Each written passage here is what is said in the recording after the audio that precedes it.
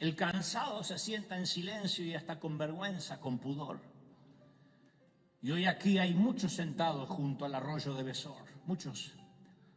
No estoy diciendo que no eres un guerrero, no estoy diciendo que nunca peleaste batallas. Claro que lo eres, caramba que eres un guerrero o una guerrera. Pero si estás en la lista de los que no pueden más, necesitas saber que a veces está bien descansar. A veces está bien no continuar otra batalla. Todo lo que tiene que hacer ahora, la palabra que quiero que te lleves es recupera fuerzas. No pelees, no vayas a otra batalla. Jesús es tu David. Él pelea cuando tú no puedes ir a pelear. Él va donde tú no puedes ir. Él va a pelear por tu familia cuando tú dices, yo ya no puedo pelear más. Jesús es tu David. ¿Lo crees, sí o no? Y te aseguro, el Señor no se enfada cuando dices, hasta aquí llegué. No se enfada. Él fue quien dijo en Marcos 6:31, vengan a un lugar tranquilo y descansen un poco conmigo. Dios fue el que le dijo a Elías, come, duerme, descansa, largo camino te resta. No le dijo, eres un cyborg, eres un robot, te pones de pie como sea y sigues. Él dijo, no, come, duerme, descansa. Todavía te queda un largo ministerio por delante. A mí una de las frases que más me disgusta es cuando me escriben en las redes, Dante, te ves cansado. Pero no me disgusta porque me ven cansado, sino que es una forma de decirme tienes una cara espantosa. A mí me gustaría decirle gracias, vos también te ves horrible, pero no vas a arreglarlo descansando. Eso ya viene de fábrica. Lo mío se me pasa, lo tuyo no. Pero no me gusta. Entonces cuando Jesús apareció en escena, la gente también estaba cansada, estresada, agotada por la religión, intentando complacer a Dios. Y de pronto aparece Jesús y es el primer rabino que promete, vengan a mí los que están trabajados, cargados, y los haré, ¿qué? Descansar. Los haré descansar. Nos hará descansar. Alguien tiene que decir, ¡ay, qué Dios que tenemos! Mis queridos, eso era una ráfaga de aire fresco en un ambiente reprimido. Descanso, de veras, ¿qué quiere decir Señor con descanso? Y el Señor prometió una carga fácil, un yugo ligero, que era una referencia a los agricultores que ponían sobre los bueyes. Él había venido a hacerles la vida más fácil, no más difícil. Y nosotros hoy estamos agotados con una necesidad urgente de descanso, no un reposo físico. Necesitamos un sosiego espiritual. Tenemos el alma cansada. Pero yo entiendo que a veces Dios permite ese cansancio. Número uno, para evitar nuestra arrogancia. David le dijo a los muchachos, no ganamos porque fuimos 400 valientes, sino porque Dios nos dio el regalo de la victoria. No ganamos porque fuimos 400 mejores que los otros 200, sino por la gracia de Dios. Entonces a veces Dios permite el cansancio para demostrarnos que el mundo sigue girando sin nosotros. Para demostrarnos que nuestros hijos van a seguir cuidados por Dios, aunque tú no tengas más fuerzas. Aunque no les tengas el control, aunque no les pongas el FBI encima. Dios dice, yo estoy cuidando a tus hijos. Dios va a cuidar tu familia, Dios va a cuidar tu empresa para que nadie te robe cuando tú digas, no puedo vigilar más. Jesús peleará tus batallas, ¿lo crees? Ahora, ¿hay aquí alguien fuerte para criticar al cansado? Tarde o temprano los que se creen fuertes caerán pesadamente sin fuerzas y van a necesitar gracia. El que se cree firme, mire que no caiga. Entonces, ay, está fuerte para decir, uy, mirá que él cómo se deprime, ay, no soporto más a la fulanita, siempre con un problema, y al menganito. Pero a veces hay gente que es jumbrosa, sí, y tóxica, pero hay otros que no pueden más. Lo que necesitan es ni siquiera un consejo, no demos consejo hasta que nos lo pidan. Lo que están necesitando es un abrazo, una contención, vamos, quédate junto al arroyo, yo voy a ayudarte a pelear las batallas, y te voy a contar otro secreto. Cuando uno atraviesa tiempos difíciles, cuando enfrentamos el peor día o la peor semana de nuestras vidas, es muy fácil que nos ensimismemos, o sea, que nuestra crisis se convierta en todo el universo entero. No podemos ver más, perdemos la perspectiva. Cuando estamos frente a una tragedia que nos parte el alma, hasta nos puede ofender que los pajaritos estén cantando a la mañana. Queremos gritarle, ¡cállense! ¿No ven que no es tiempo de cantar? Cuando estamos en una crisis, queremos que el mundo se dé cuenta que estamos en crisis, pero el mundo sigue andando. Podemos salir del cementerio y vamos a escuchar gente que está celebrando por ganar un partido de fútbol. De verdad. Mientras que nosotros celebramos porque ganamos o pasamos de fase o llegamos a una final, hay gente que en este momento está en el cementerio y no puede entender cómo digo, ¡ah! Cuando dice, puede ser. Pero por otra parte, esto es lo que quiero compartirte, cuando sobrevivimos a esos tiempos difíciles, cuando experimentamos finalmente la victoria, también podemos cometer el error de que el mundo entero tiene que celebrar con nosotros. Ese es el mayor error de los cristianos. Pensamos que todo funeral tiene que ser cancelado en el nombre del Señor, que toda lágrima tiene que secarse en el nombre de Jesucristo. Reprendemos al cansado, no soportamos al que está triste. Hermano, ¿y dónde está el gozo del Señor? Le decimos a alguien que acaba de enterrar un ser querido. A alguien que está esperando el parte médico de las 7 de la tarde porque tiene un hijo internado. ¿Dónde está el gozo del Señor? Pero tenemos que entender que los funerales no se cancelan y las lágrimas de quienes precisamente ahora mismo están viviendo el peor día se siguen derramando. El juego de la vida continúa y lo que tenemos que aprender, especialmente nosotros los cristianos, es que no somos el ombligo, el tapón del océano. Cuando Dios nos permita recuperar todo como hizo David, no es para que digamos, vamos, todo el mundo a celebrar, es para regresar al campamento y ayudar a quienes no tuvieron la fuerza ni siquiera para pelear por su propia familia. Si Dios nos permite obtener un botín, no juzguemos a quienes están exhaustos junto al arroyo, porque algún día también estaremos junto a ese arroyo. Y yo estoy seguro que Dios permite las experiencias dolorosas en nuestra vida para que podamos comprender con empatía y aliviar el dolor ajeno. De otro modo, nunca vamos a tener empatía.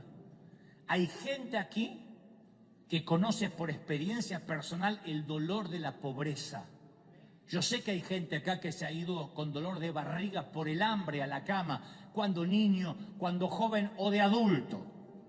O han tenido que separar la comida para que los hijos no se den cuenta que no alcanzaba para ti. Otros han vivido la agonía de la adicción. No te puedo decir, eres un adicto endemoniado. Yo sé lo que puede ser la agonía de una adicción. La devastación del divorcio, la puñalada de la traición, la vergüenza de las deudas, la desesperación del fracaso. Hay gente que ha tenido dolor del alma por una pérdida. Y sé también que la gracia de Dios te sacó adelante, ¿sí o no? Pero ten por seguro, oigan, que Dios no lo hizo solo para ti, sino para que seas un agente de gracia en la vida de otros, para que entiendas cuando otros digan no puedo más, para que no juzguemos. Y te cuento rápido otra historia. Entre las aventuras de Sansón, ¿se acuerdan de Sansón? Está la experiencia de ser atacado por un león. Imagino que debe ser una experiencia desagradable. Pero se nos dice que el Espíritu del Señor cayó sobre Sansón y despedazó al león solo con sus manos. Y algunos días después Sansón regresó donde el león lo había atacado. Ahí estaba el cadáver y encontró un enjambre de abejas que habían formado una colmena llena de miel dentro del esqueleto del león, dentro de la carcasa del león. Sansón llenó sus manos con miel y lo compartió con sus padres. A mí me gusta eso, porque cuando el león lo atacó, Sansón tenía las manos vacías, ahora las tiene llenas de miel. Sansón no se guardó la miel para sí, se la dio a otros. Sansón hasta hizo un acertijo con este episodio. En Jueces 14:14 él dice: del devorador salió comida y del fuerte salió dulzura. ¿Cómo es que un ataque nos puede hacer más fuertes? ¿Cómo es que un intento de amargarnos puede resultar en dulzura? ¿Cómo es que tirarnos abajo nos va a llevar más alto? La gracia de Dios a veces actúa de manera paradójica. La intención del león era devorar a Sansón, pero al final Sansón obtuvo miel. Lo lógico hubiera sido que el león lo atacara, llegara a un final rápido y amargo, pero sacó algo dulce y sirvió para compartir a otros. Y el Señor me dice: yo sé que no lo ves, yo sé que te cuesta porque estás entre la profecía y el destino, pero habrá dulzura al final de tu capítulo, de tu historia. Habrá miel en el cadáver. ¿Tú lo crees? Hay gente que dice, por ejemplo, estoy esperando mi legalidad en este país. Hablo en la Unión Americana, en los Estados Unidos de América. No tengo lo que quisiera, no tengo la comodidad soñada, pero me toca esperar. Y de repente pasa lo peor, la familia se divide, alguien es deportado y tú dices: no, esto es algo que no puedo soportar. Yo podía esperar, pero mínimamente unidos, juntos. Hay otros que dicen: yo puedo esperar, pero mínimamente con salud. Pero cuando la salud se quiebra y es frágil, no puedo seguir esperando porque todo se me hace cuesta arriba.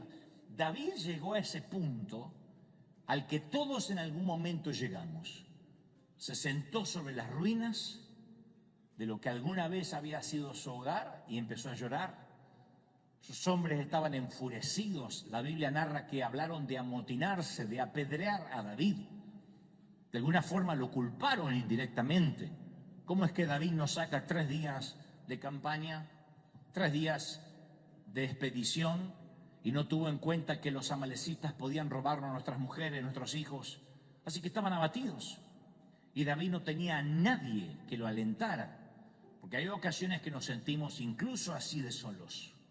Esta palabra también van para los que estas semanas dijeron: ¿saben? No tengo a quién contarle lo que me pasa, porque lo más probable es que no me entienda nadie.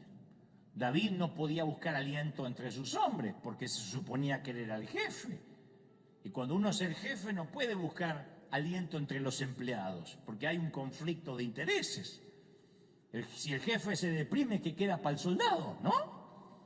Es como estar en un barco y está deprimido el capitán, ¿qué queda para los marineros? Entonces, cuando alguien es líder, no puede abrirse fácilmente. Y la Biblia lo afirma con mucha claridad. En 1 Samuel 36 dice: David entonces se fortaleció en Jehová su Dios. No buscó a hombres, no buscó a muchachos, se fortaleció en Jehová su Dios. Ahora, suena épico, se fortaleció. ¿Cómo se fortaleció en Jehová? Repasemos rápido. Le secuestraron a su mujer, le llevaron a los hijos, le llevaron a las mujeres y a los hijos de sus soldados. Hay una depresión absoluta en el campamento. David tomó su arpa. Recordemos que además de guerrero y de líder militar era músico. Se retiró a un lugar solitario y comenzó a cantar. No cantó un triste lamento gimoteando por la situación. En vez de eso, cantó acerca de la majestad, del poder de Dios. Le cantó a quien ya le había dado mínimamente 2 victorias improbables, el león y el oso y el gigante Goliat. Así que, ¿qué cantó David en medio de la devastación? ¿Qué se puede cantar en una villa calcinada?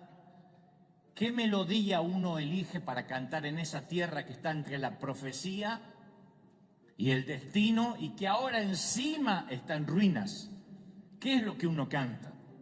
Y a mí se me ocurre, de entre todos los cantos de David, que quizá haya elegido el Salmo 34.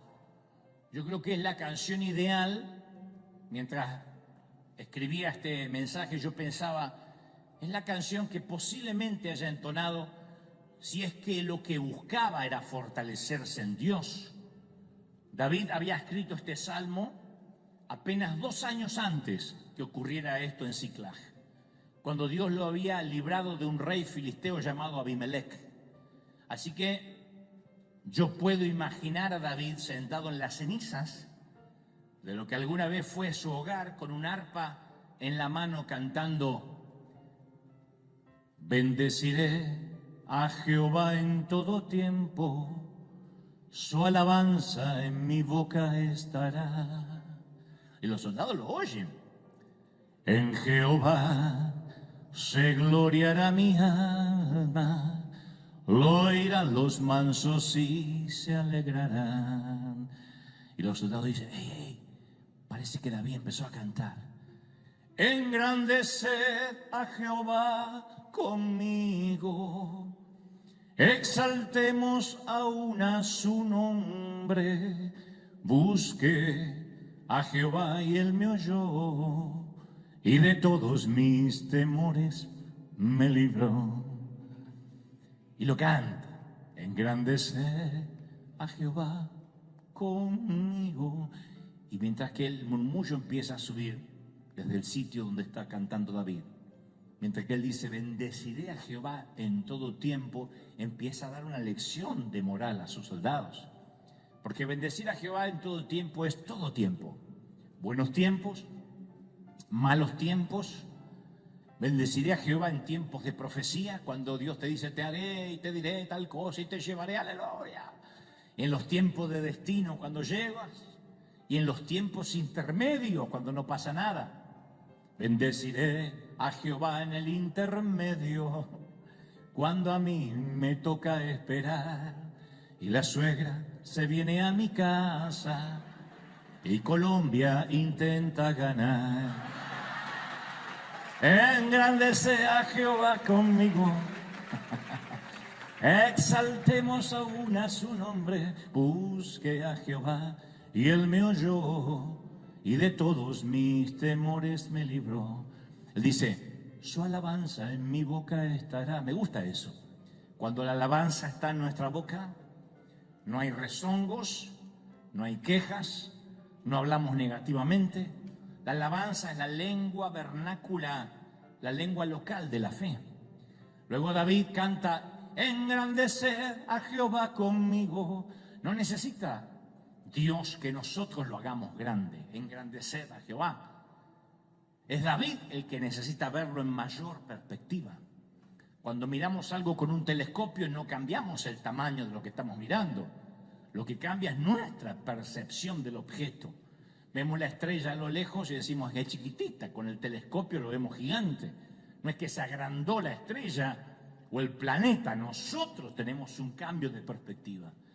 Entonces, cuando estamos en medio de las cenizas, tenemos que rehusarnos a engrandecer el problema, o a engrandecer la deuda, o a engrandecer al enemigo. No pongamos la lupa sobre el problema, sino que hay que poner la lupa o el telescopio sobre Dios y decir: Dios es más grande. Dios es más grande. ¿Alguien lo cree, sí o no? Engrandecer a Jehová conmigo. Y cuando engrandecemos a Dios, empequeñecemos el problema, siempre. Y mientras David cantaba, le sobrevino un cambio. Eso es lo que ocurre en la adoración. Por eso es que adoramos. Por eso es que cantamos. Por eso llegamos aquí. Lo primero que hacemos es cantar y adorar. No es para esperar el mensaje, no es hacer tiempo. Algo empieza a cambiar cuando exaltamos su nombre, cuando adoramos, a pesar de las crisis. Y los hombres también, los hombres de David también notaron ese cambio en él. Porque cuando un hombre, cuando hablo de hombre no hablo de género, cuando un hombre o una mujer se fortalece en Dios, se destaca en medio de una multitud desalentada. La gente puede estar desalentada, pero cuando alguien empieza a adorar, su rostro cambia, su mirada cambia. A quienes son líderes o tienen el don del liderazgo, Dios le da ese don de resiliencia, esa ingeniería interna para poder reinventarse y continuar.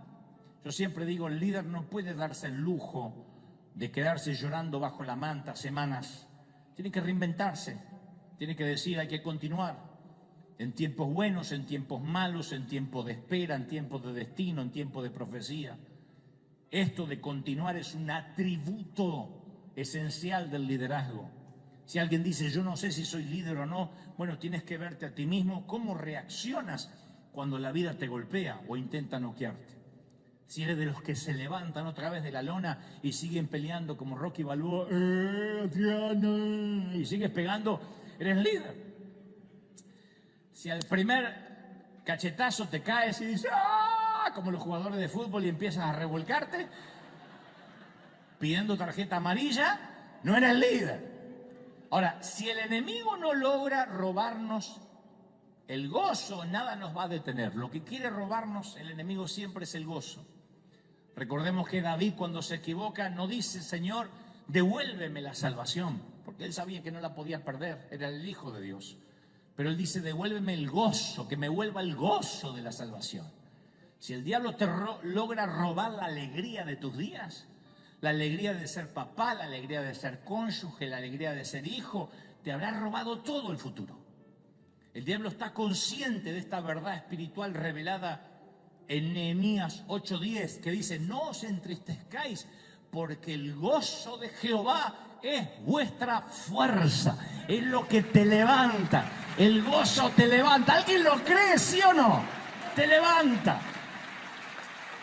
Llega un momento en la vida en que hay cargas que simplemente ya no podemos cargar, no podemos llevar. Hay ocasiones, de hecho, que una última gota rebasa el vaso del cansancio.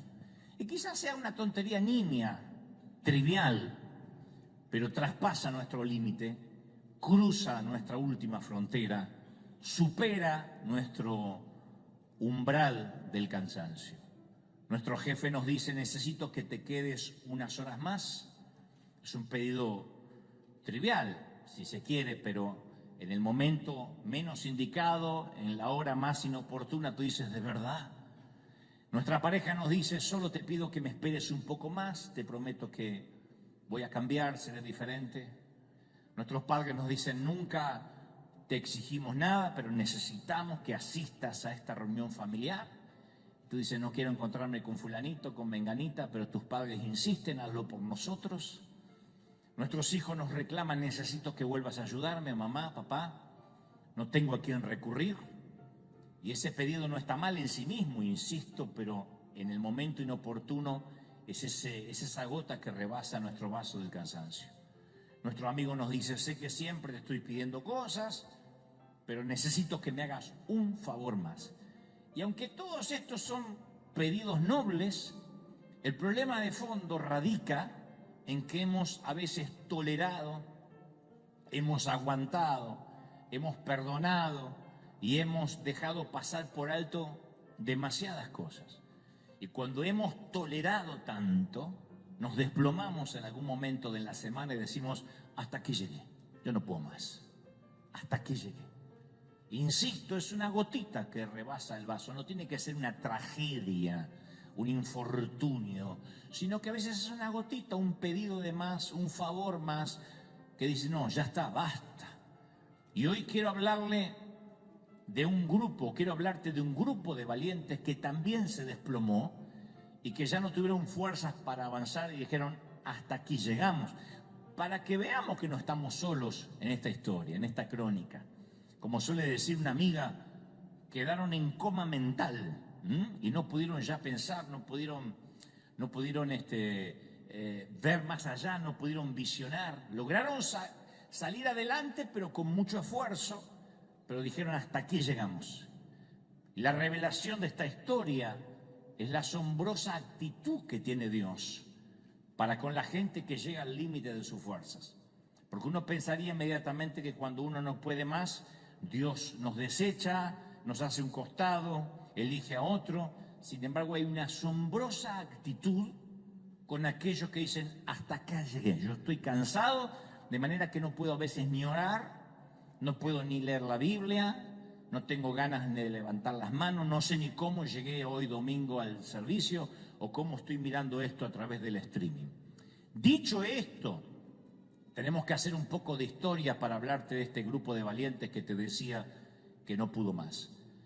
Recordemos, te hablé de David hace unas semanas atrás, el David que menciona la Biblia, el rey David, que cuando David era un adolescente de unos 15 años, el profeta Samuel había ido a su casa y lo había ungido como el futuro rey de Israel. Tendría aproximadamente entre 14 y 15 años.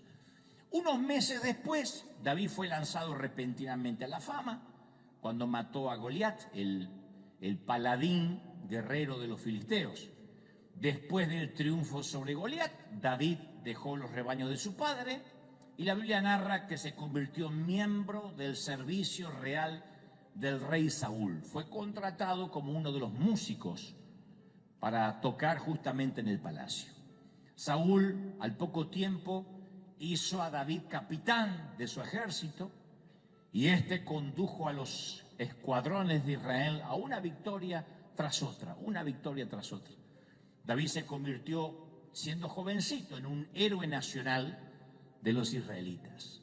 Pero cuando el paranoico y neurótico rey Saúl se puso celoso por la popularidad ascendente de David, empezó a buscarlo para asesinarlo, para matarlo.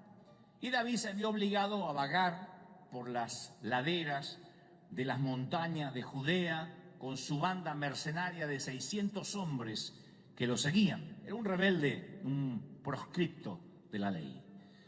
Durante ese tiempo, cuando David esperaba el cumplimiento de la profecía que sería el próximo rey, insisto, recordemos que Samuel dijo, tú serás el rey sobre Israel, y derramó aceite sobre él cuando tenía 15 años.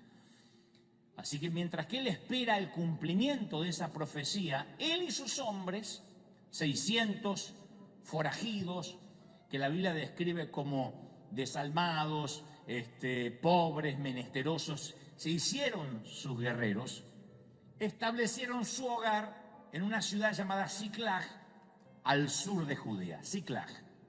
Para ese entonces David se presume tendría 29 años de edad, un muchacho.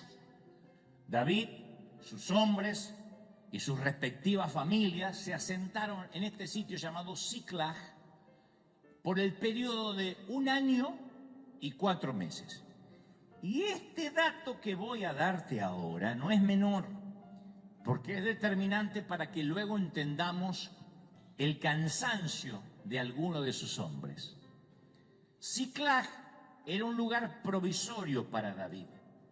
No era Belén, el lugar donde él había comenzado, ni tampoco era Jerusalén, Sión, el lugar de su destino. Siclag era la tierra intermedia, la tierra para esperar el cumplimiento de la profecía. Y todos en primera instancia pasamos un tiempo en Siclag, y me consta que hay gente aquí pasando un tiempo en Siclag, que no es el lugar donde venimos, no es el lugar donde nacimos, no son nuestras raíces, pero tampoco es el lugar a donde vamos. Representa a Siclag la temporada en la que vamos a estar por un tiempo de preparación, a veces de prueba, de crisis, de entrenamiento, pero es cuando uno está en la temporada de la mitad. Siclag es o representa o tipifica el lugar que nos toca esperar entre la profecía y el destino. Todos tenemos una palabra profética, aunque no la recuerdes específicamente de un pastor, de un profeta, pero todos tenemos una palabra de Dios, algo que sabemos que Dios va a hacer con nosotros. Y después tenemos el destino, cuando sabemos que eso se va a cumplir. Pero entre la profecía y el destino, si es que Dios nos quiere para una asignación grande, no hay manera de evitar la temporada de espera, no hay manera de evitar Siclag. Si lo que queremos es algo grande de Dios, voy a hacer una pregunta casi retórica. ¿Cuántos queremos una asignación grande de Dios? ¿Sí o no? Bueno, hay 3 o 4. ¿Cuántos quieren una asignación grande de Dios? ¿Sí o no? Claro. Entonces, va a haber un tiempo de espera entre la profecía y el destino. Es el sitio donde nos toca esperar. Y no se puede hacer nada más que eso, confiar en que Dios está al control. Entre la profecía y el destino puede ser entre la promesa de la sanidad y la sanidad. Entre la promesa de que vamos a prosperar y la prosperidad libre de deudas. Entre la promesa que Dios nos va a usar y el tiempo que Dios nos va a usar. Entre la promesa que nuestra familia va a estar bien y el tiempo en que vamos a estar unidos. ¿Me siguen, sí o no? La profecía y el destino. En esas temporadas cuando uno se siente cerca del cumplimiento, pero a veces hay días, hay semanas que uno se siente lejos del cumplimiento. Y está en la misma tierra intermedia. Pero a veces se tarda en cumplir la profecía y uno empieza a llenarse de ansiedad, de preocupación. Esa tierra intermedia parece que el tiempo se detiene y aunque creemos en aquello que Dios nos dijo, todavía no podemos casarnos con la profecía y divorciarnos de la realidad. Ojalá uno pudiera casarse con el sueño y divorciarse de la realidad. Uno no puede vivir en el futuro, uno tiene que también lidiar con el presente. Hay gente que dice, yo sé y Dios me prometió que voy a tener una gran empresa, una gran compañía. Mientras tanto, hay una realidad, hay que salir a trabajar todos los días, ¿sí o no? Uno puede decir, Dios me prometió que yo viajaría por las naciones. Mientras tanto, me toca hacer esto.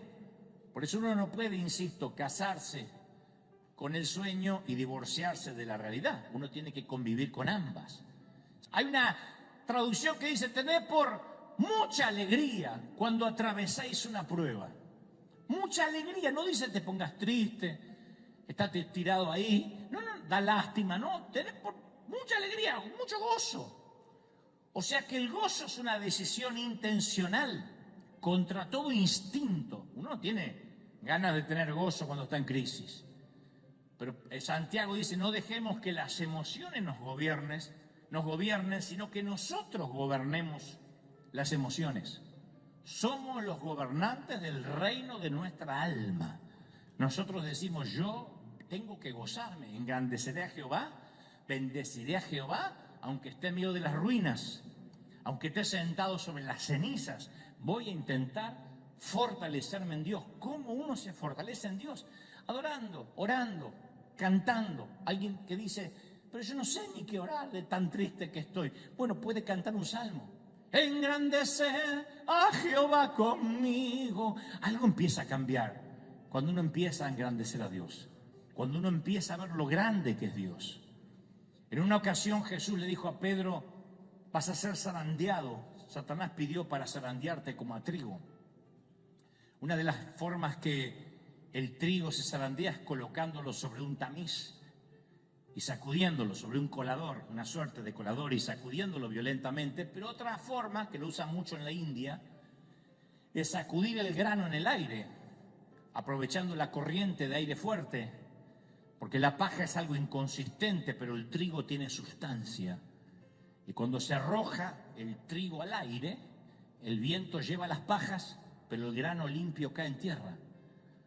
Entonces se hace una suerte de tamiz natural. Esto es lo que ocurre en una crisis. Esto es lo que algunos hoy están viviendo. Algunas personas son solo paja, pero no se dan cuenta hasta que son zarandeados. Hay gente que habla como si tuviera fe, pero viene una tormenta y resulta que eran solo paja llevada por el viento. Y dejan de orar y dejan de congregarse y dejan de cantar y dejan de adorar.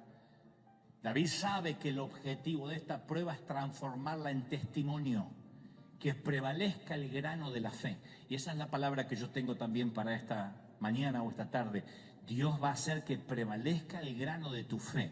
Va a sacar lo que no sirve, va a sacar lo que estorba y el grano de la fe va a prevalecer.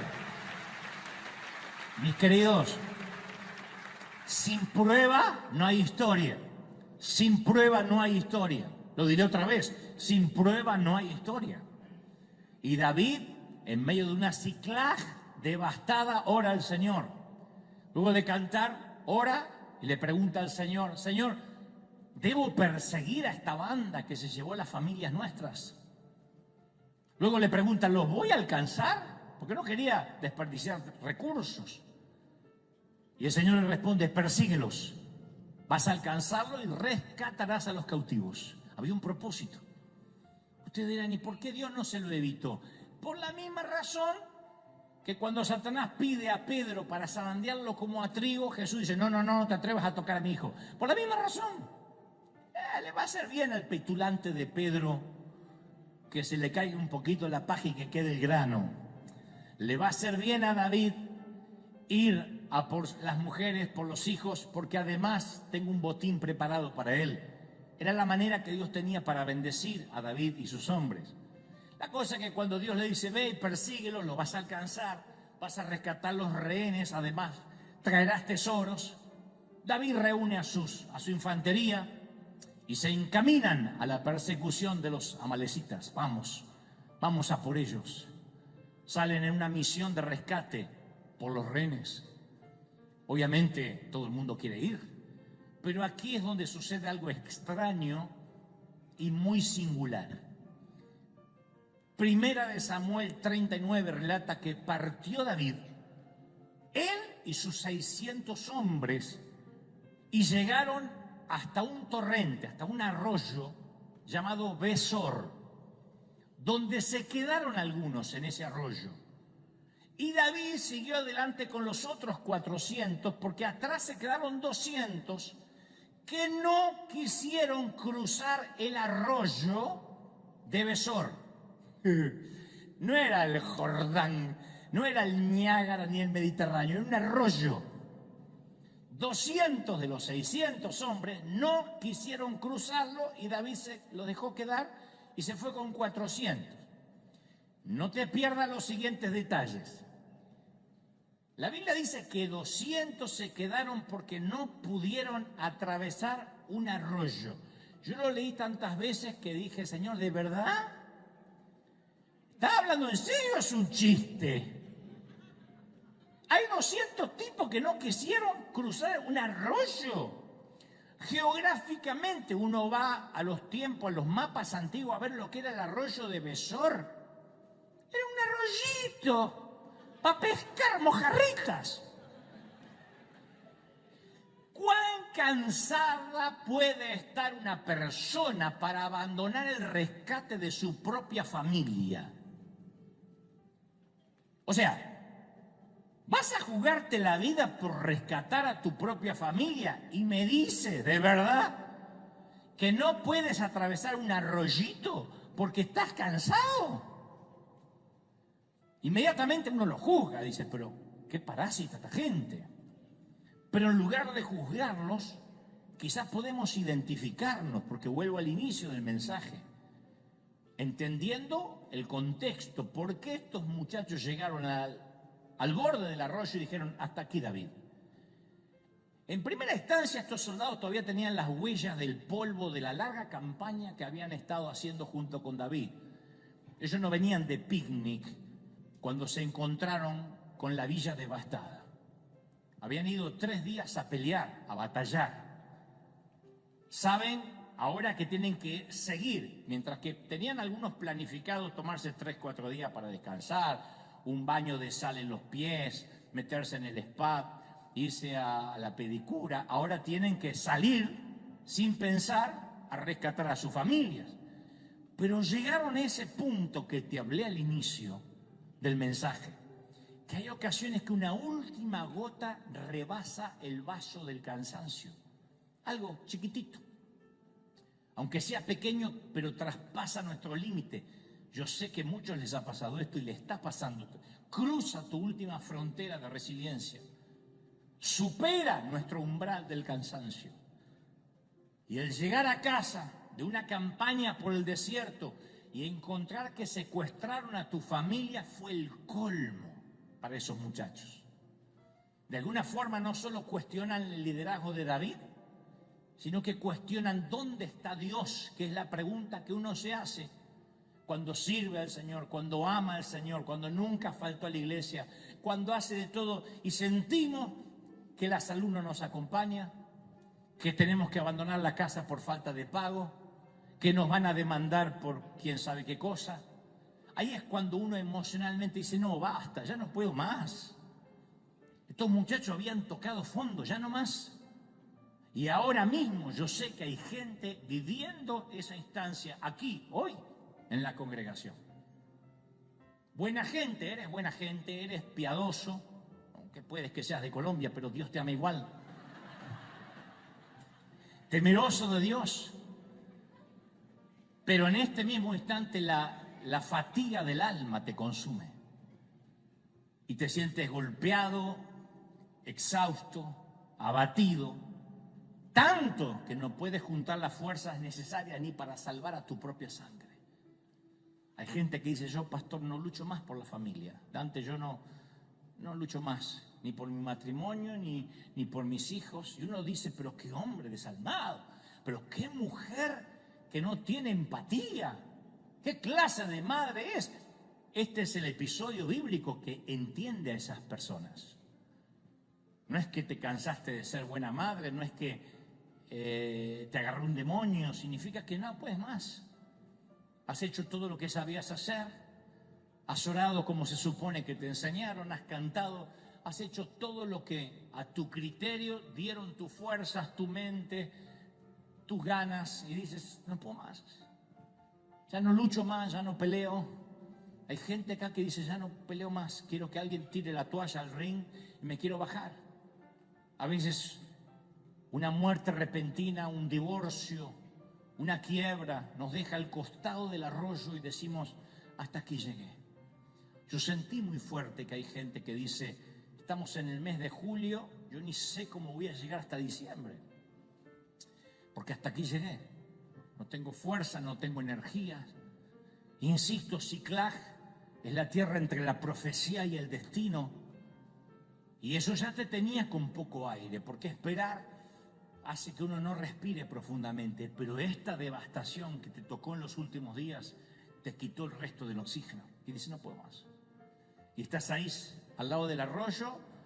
El Señor te dice, vamos a por tu familia, vamos a pelear, sigue luchando. Y dices, no puedo más, no puedo más. Y esto es algo que tuve que aprender como líder. ¿Qué hacemos con la gente que no puede más? ¿Qué hacemos con la gente que está junto al arroyo de Besor hoy? ¿Los reprendemos? Eso es lo más fácil. ¿Los avergonzamos? Algo como, ¿qué clase de cristiano es usted? Levante la mano, confiese victoria, vamos para adelante. Les decimos que saquen fuerza donde ya no tienen, sin conocer sus batallas, sin conocer que se han peleado con la vida durante años. Les exigimos que repitan frases ridículas, diga conmigo, proclame conmigo, como si eso los va a sacar del pozo del cansancio. Lo que es peor, les decimos que están así por un pecado no confesado. ¡Qué feo! Encima que estás cansado, viene alguien y te dice, ¿no tendrás algo oculto en tu vida? Te dan ganas de decirle, Señor, te lo llevas o yo voy al infierno, pero por asesinato, yo a este lo saco. ¿Qué hacemos con los cansados? Es algo que nos toca aprender a los líderes. ¿Los exigimos, los levantamos, los cargamos o los dejamos descansar? Y esto ocurrió con David.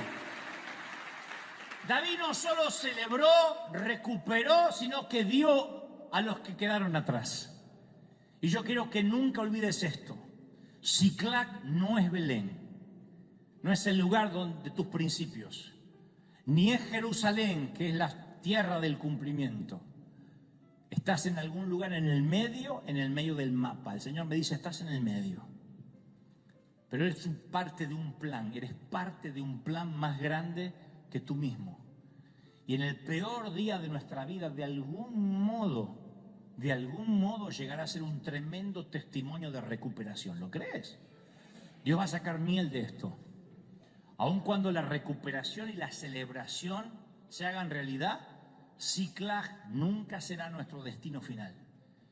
El destino nunca fue recuperar el botín. No, esto es algo que pasa en la tierra intermedia. La misión no era rescatar rehenes solamente. Entonces, cuando logremos mirar más allá de la temporada de espera, recién ahí vamos a entender que estábamos en una misión mucho más grande. Estás en una misión grande. Dios no te deja hasta que no haya hecho contigo lo que dijo que iba a hacer. No te va a dejar. Y hoy quiero honrar al ejército de respaldo de Dios, a esta infantería tantas veces olvidada. Quiero honrar a todos los que no pueden viajar al campo misionero, que tienen que quedarse en la retaguardia por diversas circunstancias.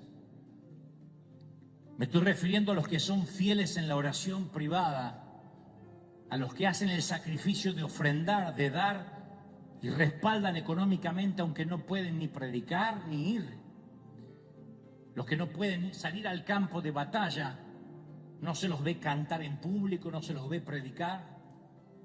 A las mamás que crían hijos pequeños y no dan abasto entre el colegio, las tareas, las enfermedades virales que estos mocosos traen del colegio. A los que tienen 2 empleos por día y apenas pueden congregarse los domingos y soportar no quedarse dormidos. A los papás solteros que hacen malabares para trabajar y tener tiempo con sus hijos. A las abuelas que están aquí presentes, que creen que cuando oran por sus nietos nadie ve su aporte. A los que están en contabilidad, los que atienden teléfonos, los que sirven café, los que barren, los que lustran, los que reponen el agua, los que limpian baños, los que pintan zócalos, los que sonríen en la entrada, a los que cuidan niños ajenos, los que ordenan un estacionamiento, los que están detrás de una cámara, de una consola de sonido, a quienes enrollan y desenrollan cables, organizan planillas de Excel, reparan equipos, hacen mantenimiento, instalan luces, arreglan averías. A todos ellos les doy un claro mensaje. Ustedes son la línea de suministro y de abastecimiento del frente de batalla. Y en aquel glorioso día,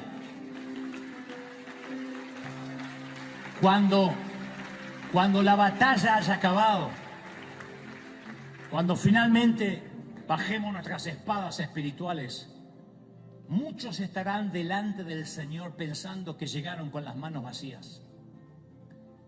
Y esos santos desconocidos dirán entre sí: no tengo nada que presentarle al Señor. No hice nada valioso, no llevé almas a Cristo. No organicé congreso, no dirigí alabanza, no prediqué ante un gentío. Sin embargo, qué momento asombroso les espera cuando Jesús empieza a repartir el botín parejo para todos. Yo me imagino al apóstol Pablo llegar al cielo y todas sus victorias, sus almas ganadas, todas las iglesias que estableció están allí, y entonces aparecen mujeres y hombres de Antioquía que serán llamadas a pararse ante Pablo. Esas personas ayunaron, oraron por la salud del apóstol, impusieron manos, lo enviaron. Otros donaron, sembraron con sacrificio. Ninguno de ellos atravesó el Mediterráneo, no viajaron a Macedonia, pero son llamados a compartir el botín de Pablo, porque lo sostuvieron. Quedarse en casa con el bagaje es un alto llamado de Jesucristo. ¿Lo crees? La palabra dice en 1 Corintios 12, 18, mas ahora Dios ha colocado los miembros, cada uno en el cuerpo como Él quiso. Si eres una mujer, tienes un alto llamamiento, como también alguien que sea maestra de una escuela dominical, quien ordena los asientos, quien se ocupa de reponer las baterías en los equipos. Si eres un hombre o una mujer de negocios, descansa en tu llamado. Si eres un vendedor, un mecánico, un albañil, un mesero, no tienes que forzarte para ir al campo misionero. Descansa en tu llamado. El botín va a ser repartido en partes iguales entre los que salen a la batalla y son visibles y entre los que se quedan en el suministro y abastecimiento de la batalla. Por eso dije al inicio que este mensaje es para las almas cansadas, para quienes no pueden avanzar. Y mírame bien, porque solo lo diré una vez. Como líder, no tengo opción. Muchas veces me toca seguir avanzando. Y eso no significa que te deje atrás. Solo que quizá haya algunas batallas en las que no puedas llevarte conmigo y está bien, te entiendo, necesitas descansar junto al arroyo. Sé que necesitas tiempo, recuperar oxígeno, pero quiero que sepas que ambos estamos en la tierra intermedia, esa que está entre la profecía y el destino. Aún no llegamos a Jerusalén, estamos en tránsito, así que esto es lo que haremos. Tú te vas a quedar cuidando el bagaje. Yo avanzaré con quienes creen que aún tienen fuerzas para continuar. Rescataré a tu familia, los traeré a casa. Y como te prometí, cuidaré de tus hijos como si fuesen los míos. Y a mi regreso celebraremos juntos el botín que Dios nos permita recuperar y conquistar. No tienes que ir a la próxima batalla, pero te pido un enorme favor. Si puedes tomar el arpa, y donde quiera que estés, te pido que cantes conmigo. Puedes no ir, pero sí puedes cantar.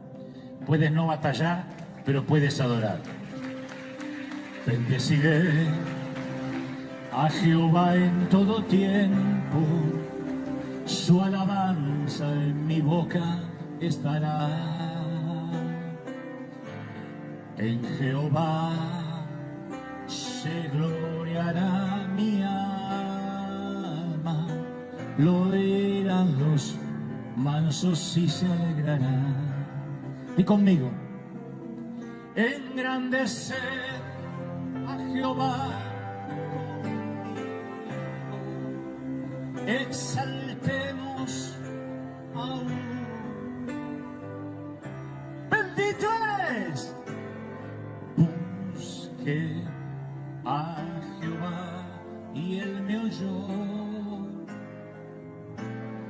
y de todos mis temores me libró.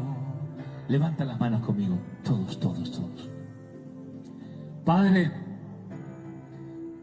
a los que no tienen más fuerzas, el Señor me ha inspirado estas últimas palabras más que todas las otras. Todas fueron inspiradas por Él, pero estas últimas las he sentido tan fuerte ayer. El Señor me dice que te diga: yo pelearé tus batallas. Hasta tanto te repongas, hasta que las fuerzas vuelvan a ti.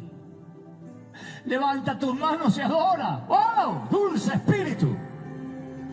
¡Bendito eres! ¡Aleluya! Levanta las manos y dile: Señor, es la gloria del Espíritu llenándolo todo, dándole fuerzas al que no tiene ninguna. Recibe, recibe, recibe.